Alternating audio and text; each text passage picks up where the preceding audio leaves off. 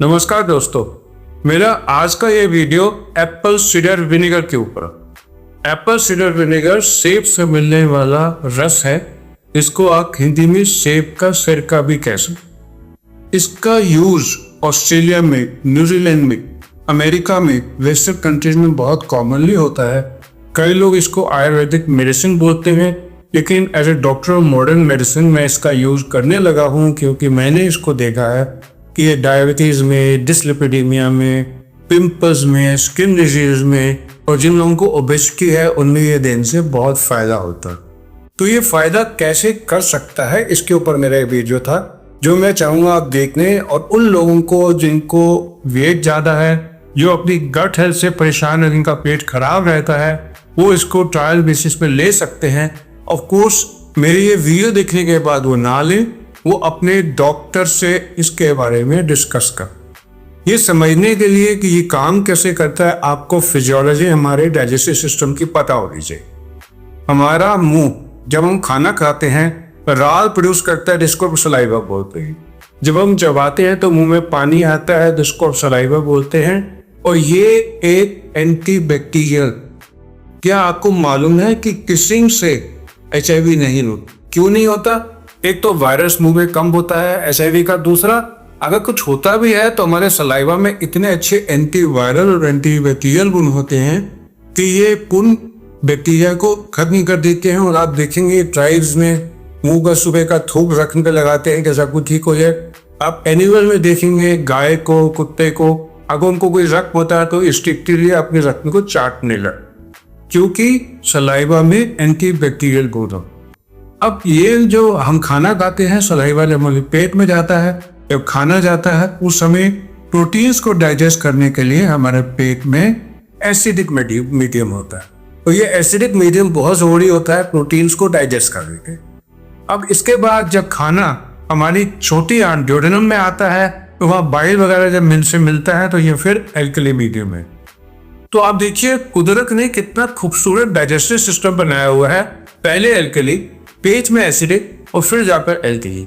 और अगर हम इस सिस्टम को किसी वजह से बिगाड़ेंगे, जैसे पेट खराब होगा, आप गैस के लिए ये जो आते हैं पेंटोप्राजोल, TPI, जो रेबिप्राजोल, ओमिप्राजोल, एसोमेप्राजोल, लेरिस्प्राजोल, डाइजीन सिरप जो एंटासिड सिरप होते हैं, इन सब के रेगुलर यूज से आप एसिड को कम कर देंगे।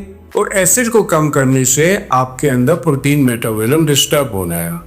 और ये भी मालूम है कि जैसे जैसे उम्र बढ़ती है ये एसिडिटी कम होती जाती है। इस एसिडिटी के कम होने से हमारे इंटेस्टाइन की गट का माइक्रोबायोम खराब हो जाता है, मेटाबॉलिक रेट स्लो हो जाता है, जिसकी वजह से डायबिटीज, ब्लड प्रेशर, वजन बढ़ना की बीमारियां आती।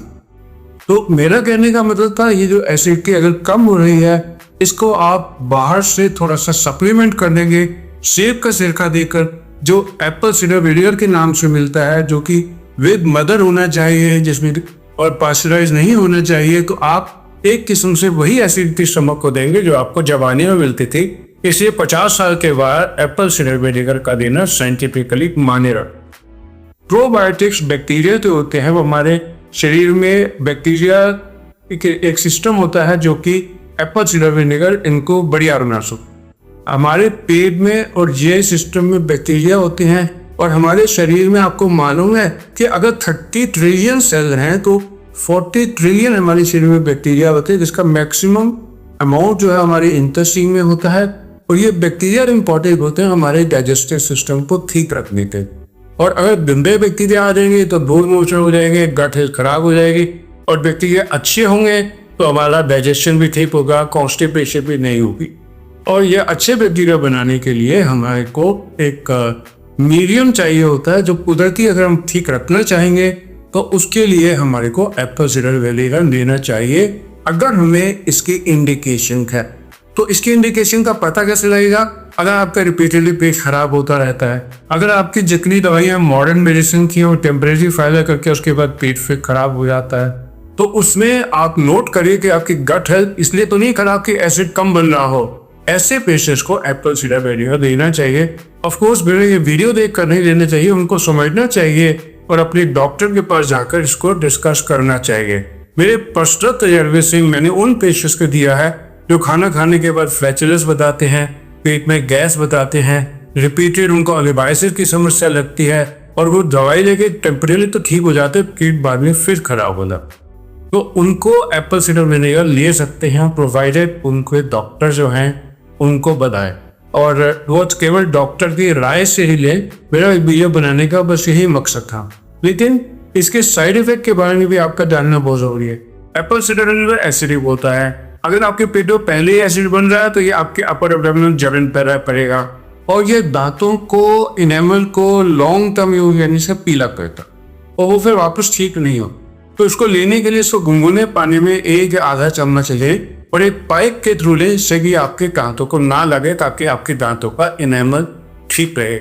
वो लोग जिनको गले में लगता है और उनको गले में खराश होती है, लेने के बाद खांसी आती है, उनको ये नहीं लेना चाहिए, या इनको इसको सैलेड में या सब्जी में जैसे नींबू डालते हैं उस तरीके से लेके ये ले सकते हैं। तो आज के लिए बस इतना ही।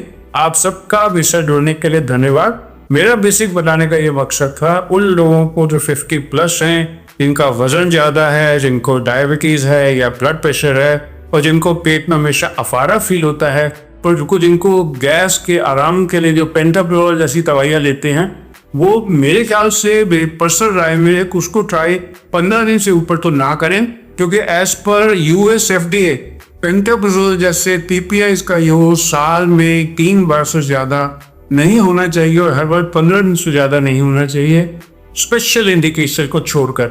जैसे किसी को H पायलोरी इन्फेक्शन है, अल्सर है, वो इसको 6 हफ्ते तक ले सकता है, लेकिन अगर 15 दिन यूज करने के बाद भी PPI स्टेट में गैस बनती रहती है तो वो अपने डॉक्टर की सलाह लेकर एप्पल साइडर विनेगर यूज करें। ये मेरा मैसेज था। आप सबका विषय जोड़ने के लिए धन्यवाद।